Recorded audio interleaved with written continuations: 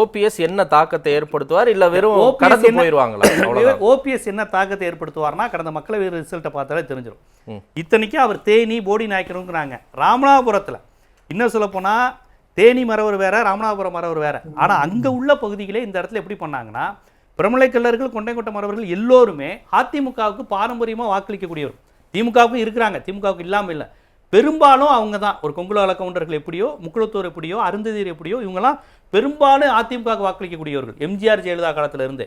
ஆனா அப்படிப்பட்ட பெல்ட்டில் உங்களுக்கு டெல்டால இருந்து திருநெல்வேலி தூத்துக்குடி வரையும் முக்குளத்தூர் வாக்குகள் அதிமுகவுக்கு இல்லாமல் போயிருச்சு. அதுவும் மக்களவை தேர்தலில் அதைத்தான் அவர் சொன்னார். ரெட்டலை வந்து 3வது இடத்துக்கு போகிற தொகுதியா திண்டுக்கல், மதுரை, ராமநாதபுரம், தேனிலாம் 3வது இடத்துக்கு போகிற ஏரியாவாங்க. அது திமுக கஷ்டப்பட்டு ஜெயிக்கிற தொகுதி. எப்போ 96 அது பெரிய அலையடிக்கும் போது மட்டும் தான் ஜெயிக்க முடியும்.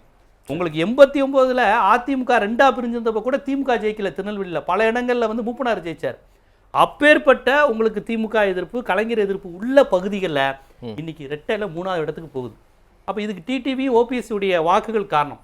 இது ஓபிஎஸ் மீது அனுதாபமா, டிடிவி செல்வாக்கான்னு கேட்டால் கிடையாது.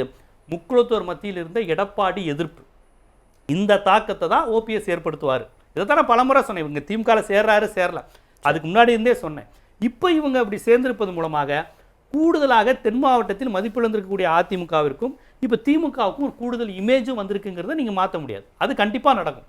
தேனி, பெரியகுளம் போன்ற பகுதிகளில் நடக்கும், ராமநாதபுரம் போன்ற பகுதியிலையும் நடக்கும். ஏற்கனவே அன்வராஜா வேறு வந்துட்டார். அப்போ முக்குளத்தோர் முஸ்லிம்ஸ் 2 பேர் மத்தியிலும் கணிசமான மாற்றம் வரும்.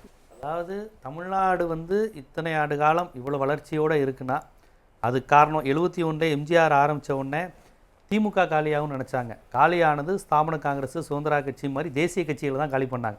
தமிழ்நாடுனா திமுக வெர்சஸ் அதிமுக தான். இதுதான் இன்னைக்கு வரையும் நடந்துகிட்டு இருக்கு. இந்த சினாரியை மாற்றணும்னு தான் பாஜக முயற்சி பண்ணிக்கிட்டு இருக்கு.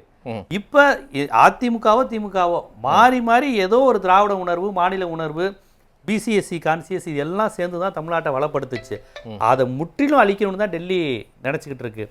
இந்த தேர்தல் வழக்கமான திமுக வெர்சஸ் அதிமுக கிடையாது, தமிழ்நாடு வெர்சஸ் டெல்லி. அதுதான் இங்கே முக்கியமானது. அதனால இதில் இந்த ஓபிஎஸ் திமுகவில் சேர்றாரு, அது இந்த மாதிரி விஷயங்கள்லாம் தாண்டி தமிழ்நாட்டை அழிக்க நினைக்கிற பாஜகவா, தமிழ்நாட்டை காக்க நினைக்கிற கூட்டணியாங்கிற அந்த கான்செப்டில் தான் மக்கள் வந்து இதை பார்ப்பாங்க.